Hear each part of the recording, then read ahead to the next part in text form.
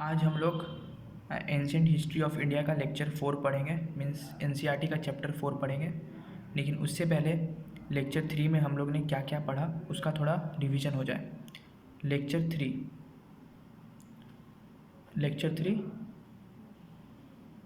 Revision. इसमें mainly हम लोग को सोर्सेस जो हिस्ट्री का कंस्ट्रक्शन हुआ उसके सोर्सेस के बारे में बताया गया था। तो इस सोर्सेस में दो सोर्स बहुत इंपॉर्टेंट था। एक हमारा था आर्कोलॉजिकल सोर्सेस और एक हमारा था लिटरेरी। लेकिन आर्कोलॉजिकल एविडेंस को सबसे इम्पॉर्टेंट माना गया क्योंकि ये चेंज नहीं हो पाता था। लेकिन literary sources with the time it changes. Because अगर इसका एक एग्जांपल लें तो हम लोग महाभारत का एग्जांपल ले सकते हैं। क्योंकि जब महाभारत सबसे पहले उसका जो टेक्स्ट था उसका नाम था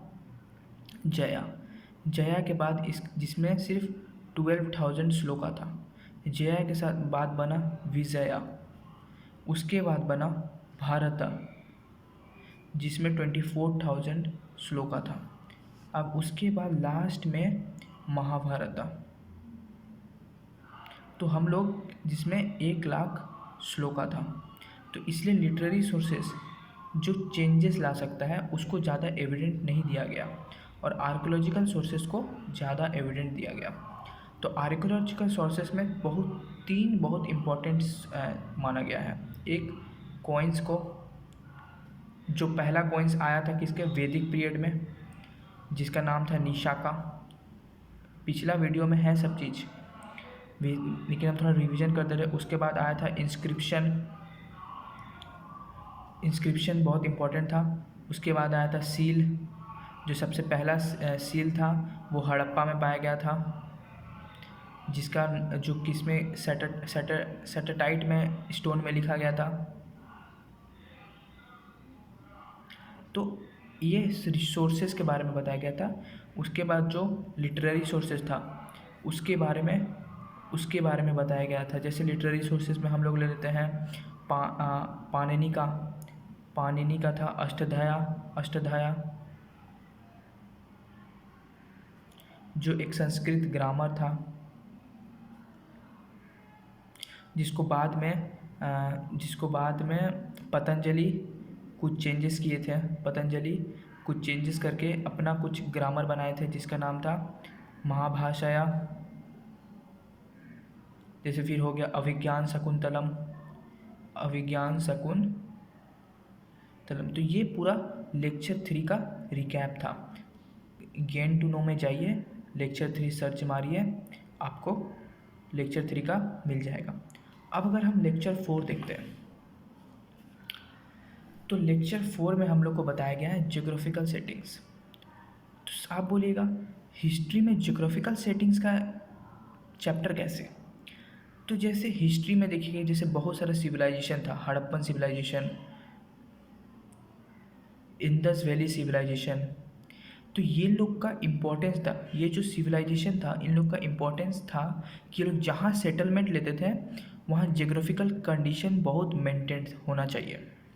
तो इस ज्योग्राफिकल कंडीशन को चार पार्ट में देखा गया। मतलब जहाँ ह्यूमन बीइंग, जो एंशिएंट ह्यूमन बीइंग थे वो लोग सेटलमेंट कहाँ लिए, तो उसको वो 4 पार्ट में देखा गया। तो how geographical features impacted Indian future, मतलब सेटलमेंट कैसे इम्पैक्ट हुआ ज्योग्राफिकल फीचर के कारण। तो 2 कारण के कारण, एक पासेस, दूसरा रिवर्स, जहाँ रिवर होता था उसके कंडीशन के कारण, जहाँ माउंटेन होता था और जहाँ रिसोर्सेस होता था। तो पासेस में 2 passes important, Khyber passes, Bolan passes, जो नॉर्थ वेस्टर्न के तरफ था, अफगानिस्तान के तरफ से। रिवर था एक इंदस रिवर, एक गंगा रिवर। माउंटेन्स में हो गया एक हिमालयस माउंटेन और एक विंध्यास माउंटेन। और रिसोर्स में कॉपर, ब्रोंज, आयरन। जहाँ जहाँ ये सब चीज़ था उसका ज्योग्राफिकल इम्पोर्टेंस बढ़ गया था। जैसे हम अगर इंडिया का मैप देखते हैं तो इंडिया के मैप में देखिए, ये हो गया इंदस रिवर, ठीक है, ये हो गया समझ लीजिए हिमालयस, ठीक है, ये हो गया समझ लीजिए विंध्यास रेंज, ठीक है, ये समझ लीजिए गंगा रिवर, ठीक है। गंगा रिवर, तो मेनली 3 जगह इम्पोर्टेंस, यहाँ एक जगह, 2 जगह, 3 जगह। यहाँ पर इंदस था, तो यहाँ एक सेटलमेंट हुआ जिसको हम लोग कहते हैं इंदस वैली सिविलाइजेशन, अफगानिस्तान वाला इलाका। ठीक है, यहाँ सेटलमेंट हुआ क्योंकि यहाँ सोर्स था, वाटर बॉडीज था। ठीक है, यहाँ सेटलमेंट हुआ, यहाँ नो वाटर था, लेकिन यहाँ पर सबसे इम्पोर्टेंट था कॉपर। कॉपर का फाउंडेशन था यहाँ, कॉपर का। ठीक है, अब इसके बाद हम चलते हैं नीचे थोड़ा, कि ह्यूमन जो सिविलाइजेशन हुआ near river because of water resources, क्योंकि वाटर रिसोर्स था। अगर हम प्री हिस्ट्री में जाते हैं, प्री हिस्ट्री मतलब हम समझ गए आपको, पैलियो, मेसो, नियो। ठीक है, पैलियो में मेनली जो सिविलाइजेशन हुआ था वो सन वैली के पास, क्योंकि वहाँ वाटर था, और मद्रासियन कल्चर था near Kaveri river. Madrasian culture near Kaveri river, ये हो गया। यहाँ मद्रासियन कल्चर का सेटलमेंट हुआ था क्योंकि यहाँ एक कावेरी रिवर भी था और यहाँ रिवर बॉडीज भी था। अगर हम चैल्कोलिथिक में देखते हैं, चैल्कोलिथिक में खेतरी माइंस 3 नंबर, क्योंकि यहाँ वाटर नहीं था, और अगर यहाँ वाटर नहीं था तो कोई रिसोर्स होना चाहिए, तो रिसोर्स यहाँ क्या था, खेतरी माइंस था, कॉपर, कॉपर था। इसके कारण यहाँ एक सेटलमेंट हुआ खेतरी माइंस के द्वारा, और ये सेटलमेंट का नाम था हड़प्पन सिविलाइजेशन। क्योंकि हड़प्पन सिविलाइजेशन को हम लोग कहते हैं ब्रोंज एज।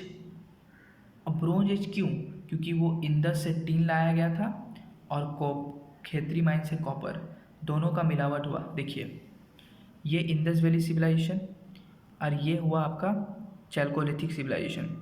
इंदस वैली में आपका अफ़गानिस्तान वाला इलाका, तो अफ़गानिस्तान में हम लोग को टीन मिल रहा था, टीन, और यहाँ कॉपर मिल रहा था, यहाँ कॉपर। तो यहाँ के जो, और यहाँ पर कोई माउंटेन नहीं है जो यहाँ पर एक पासेस है, सिर्फ खैबर पासेस और बोलन पासेस। तो इसके द्वारा आदमी आते थे, यहाँ से कॉपर लेके जाते थे। तो इस जगह में एक हड़प्पन सिविलाइजेशन का सेटलमेंट हुआ था, और हड़प्पन सिविलाइजेशन का सेटलमेंट हुआ तो यहाँ एक ब्रोंज एज हुआ जो दोनों के मिला के ब्रोंज बना। तो समझ रहे ना जियोग्राफिकल इम्पोर्टेंस कितना था रिसोर्सेज का। अब देखिए पासेस, पासेस मेनली क्या होता है, land in between 2 big mountains. तो एक हिमालय माउंटेन ऊपर में और नीचे में विंध्यास, और इधर से एक जो अफ़गानिस्तान वाला इलाका था, इधर में एक खैबर पासेस था और इधर में एक बोलान पासेस था। मोस्ट इन्वेजन यही से हुआ था, क्योंकि देखिए हिमालय है तो ऊपर से इन्वेजन नहीं हो सकता, इधर विंध्यास है तो इधर से इन्वेजन नहीं हो सकता। क्योंकि आप देखे होंगे जब यहाँ रूल चल रहा था गजनी का, नॉर्दर्न इंडिया में गजनी का रूल चल रहा था, तो यहाँ पर साउदर्न पीपल बहुत आराम से रहते थे। They were living very peacefully because the Mohammad Ghazni was not able to pass the Vindhyas ranges. तो इम्पोर्टेंस समझिए हिमालय और विंध्यास का और पासेस का, और पासेस के द्वारा इसलिए मोस्ट इन्वेजन यही पासेस से हुआ, क्योंकि यहाँ पर कुछ नहीं था, no barricading where there, so all the invasion was taken from this Khyber passes, most invasion taken with these passes, and बोलन passes से 2 invasion हुआ था, एक नादिर शाह का और एक अहमद शाह अब्दाली का। तो हमारे पास जो इसको कंट्रोल करता था, जो इस रीजन मतलब जो अफ़गानिस्तान वाला रीजन को कंट्रोल करता था, उसके पास पूरा कंट्रोल था। तो जैसे हम लोग कंडीशन कर लेते हैं, मौर्यन एम्पायर और गुप्तन एम्पायर, 2 एम्पायर था जो हमारे इंडिया में बहुत ज़्यादा रूल किए थे। क्यों, क्योंकि उन लोगों के पास इस चीज़ का कंट्रोल था, अफ़गानिस्तान का कंट्रोल था, क्योंकि वहाँ से वो खैबर पास और बोलन पास के ऊपर कंट्रोल कर सकते थे, तो यहाँ से वो इन्वेजन रोक सके थे। बट टाइम टू टाइम उन लोग का भी डिसइंटीग्रेशन होने लगा, तो इसलिए खैबर पास और Bolan pass were the only region through which the invasion can occur, not from Himalayas, not from Vindhyas. तो इम्पोर्टेंस समझिए पासेस का, रिवर्स का, माउंटेन्स का और हमारा रिसोर्सेज का। अब अगर हम एक कंडीशन देखते हैं, अब देखिए मेरा यहाँ हिमालयस है, यहाँ विंध्यास है, तो यहाँ पर एक सेटलमेंट आने लगा, वैदिक, महाजनपदा और मगध, यूपी बिहार वाला इलाका। यहाँ पर हो गया आपका यूपी, बिहार, यहाँ पर वैदिक एज का भी सेटलमेंट हुआ, महाजनपद का भी सेटलमेंट हुआ, और मगध सबसे बड़ा रूलर मगध का भी सेटलमेंट हुआ 1500 BC से 500 BC तक। यहाँ का इम्पोर्टेंट क्या था? इम्पोर्टेंट था यहाँ पर एनसीईआरटी में आर.एस. शर्मा 2 चीज़ इम्पोर्टेंट दिया है। एक, रिवर एंड सिस्टम थे, यहाँ पर बहुत सारे रिवर था, और दूसरा गंगा रिवर पास करता था, जानते हैं गंगा गैंजेस रेंज पास करता था, और दूसरा आयरन छोटा नागपुर प्लेटू, ये था आयरन छोटा नागपुर प्लेटू का इलाका। तो यहाँ आयरन का बहुत सारा इम्पोर्टेंस था, तो इसलिए यहाँ पर 2 कारण के कारण यहाँ पर सेटलमेंट हुआ था, एक रिवर एंड सिस्टम और एक आयरन जो छोटा नागपुर प्लेटू। और जो यहाँ पर डायनेस्टी डेवलप हुआ 2 कारण के कारण जो आपको बता दिया, एक फर्टाइल लैंड, क्योंकि वहाँ फर्टाइल लैंड क्यों? बिकॉज ऑफ एग्रीकल्चरल सरप्लस हो सकता था, और रिवर भी था गैंजेस रेंज, और यहाँ आयरन भी बन सकता था जिससे डोमेस्टिकेशन ऑफ एनिमल्स और वेपन्स बनाया गया था।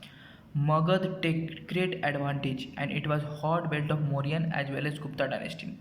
ये जो इलाका था हॉट बेल्ट था मौर्यन और गुप्ता डायनेस्टी का, because of this 2 reason. Fertile land, क्योंकि आप लोग वेस्ट बंगाल, बिहार, उड़ीसा में बहुत एग्रीकल्चरल सरप्लस होता है, वीट, राइस, आयरन, वेपन्स बना सकते थे हम लोग। अब नीचे देखिए साउथ इंडियन डायनेस्टी। अब जैसे यहाँ पर विंध्यास रेंज था हमारा, ये विंध्यास रेंज था। अब साउथ इंडियन डायनेस्टी को देखिए, यहाँ पर छोलाज आ गए, यहाँ पर पांड्याज आ गए, यहाँ पर चेराज आ गए, because of the water resource played a major role. जैसे हम आपको बताएं कि Vindhyas range also distinguishing Aryan culture and Dravidian culture. वो जो विंध्यास रेंज माउंटेन था, जैसे यहाँ से इंडिया का चल गया, ठीक है, तो ऊपर में एक ये हिमालय, तो यहाँ पर आर्यन का था कंट्रोल, यहाँ पर द्रविडियन का कंट्रोल था। तो ये विंध्यास रेंज हेल्प किया था डिस्टिंग्विश करने के लिए आर्यन कल्चर और Dravidian culture. When Ghazni was ruling South Indian, when Ghazni was ruling South Indian was flourishing because under Chola के अंदर साउथ इंडियन फ्लोरिश कर रहे थे और गजनी नॉर्थ इंडियन को रूल कर रहे थे। क्यों? Due to Vindhya range, because the Ghazni was not able to invade South India because of the Vindhyas range.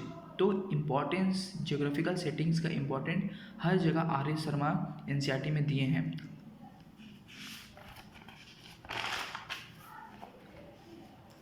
अब देखिए अवेलेबिलिटी ऑफ नेचुरल रिसोर्स, तीसरा केस हो गया नेचुरल रिसोर्स के कारण। तो 3 रिसोर्स बहुत इंपॉर्टेंट था, एक कॉपर, एक ब्रोंज, एक iron. Help to boost trade को बूस्ट करने के लिए नेचुरल रिसोर्स का इंपॉर्टेंस चाहिए। तो कॉपर हम लोग को पाया गया था वो इलाका क्षेत्री माइंस है जो राजस्थान में पड़ता है, जहाँ पर हड़प्पन सिविलाइजेशन और इंडस सिविलाइजेशन के बीच में ट्रेड होता था। आयरन जो बिहार या मगध, जो हम लोग को छोटा नागपुर प्लेटू लिख लीजिए, छोटा नागपुर प्लेट्यू। और गोल्ड तो आप KGF देखे होंगे, south Indian Kolar gold field Karnataka, जो हम लोग KGF मूवी में देखे थे, कोलार गोल्ड फील्ड। अब उसी के अवेलेबिलिटी के कारण, और सेकेंड साउथ इंडियन में और एक चीज़ था अवेलेबिलिटी, ट्रेड बूस्ट हुआ था हम लोग का स्पाइसेस के कारण, जो साउथ की तरफ वीट, मगध में वीट और राइस, और बार्ली एंड एरिड एरिया के कारण बार्ली, और राजस्थान में क्योंकि ये पानी बहुत कम लेता है बार्ली, तो राजस्थान में की तरफ ट्रेड हुआ था इस चीज़ के कारण। तो अवेलेबिलिटी ऑफ नेचुरल रिसोर्सेज के कारण हम लोग का ट्रेड को बूस्ट मिला था। ठीक है, अब नेक्स्ट पार्ट में चलते हैं हम। To trade there were 2 trading route. Trade करने के लिए मोस्टली 2 ट्रेडिंग रूट था।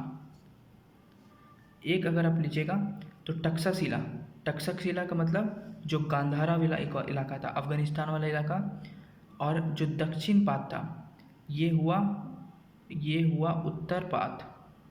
ठीक है, डेवलप्ड अंडर महाजनपदस के अंडर में ये डेवलप किया था दो ट्रेड रूट, और ये हो गया दक्षिण पात स्टार्ट हुआ था प्रतिष्ठान से लेके श्रावस्ती तक, और तक्षशिला से लेके राजगृहा तक वो मेरा पर उत्तर पात था। लेकिन टाइम टू टाइम ये रूट चेंजेस होते गया।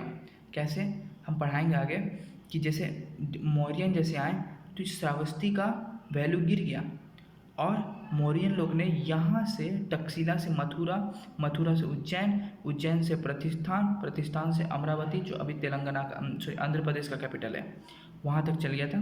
तो time to time trade route भी चेंजेस हुआ है because of the ability of resources and because of the ruling condition. तो हम उसको जो अभी बताएं आपको यहाँ लिख दिए हैं। During different reign the trade route has changed. During Mauryan Shravasti important ended because Magadh defeated Kosala. Kosala में पहले श्रावस्ती का कैपिटल था, हुज कैपिटल व श्रावस्ती, कोशाला का कैपिटल श्रावस्ती था। ट्रेड रूट इसलिए चेंज हो गया क्योंकि जो मगध में था वो कोशाला को डिफीट कर दिया था। तो उसका रूट कैसे था, तक्षशिला से मथुरा, मथुरा से उज्जैन। तक्षशिला में आपका मिल गया मेरे को कॉपर सॉरी टीन, मथुरा में मिल गया हमको कॉपर, उज्जैन आ गए, उज्जैन से आगे प्रतिष्ठान, प्रतिष्ठान से आगे अमरावती जो मेरा पास मॉडर्न डे आंध्र प्रदेश है। तो जोग्राफिकल इम्पोर्टेंस बहुत था। Geography impacted settlement, economy. तो चैप्टर 4 छोटा था, कंप्लीटेड। चैप्टर 5 से आपका इम्पॉर्टेंट चैप्टर स्टार्ट होगा, मोस्ट इम्पॉर्टेंट चैप्टर।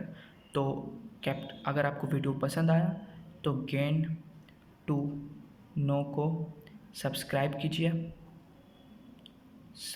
कीजिए, लाइक कीजिए और शेयर कीजिए। और कहीं भी मेरे को आपको लग रहा है कि कुछ हम गलत किए हैं, गलत बताए हैं, तो आप कमेंट में लिखिए, हम आपका कमेंट में ऑब्वियसली रिप्लाई करेंगे। Thank you.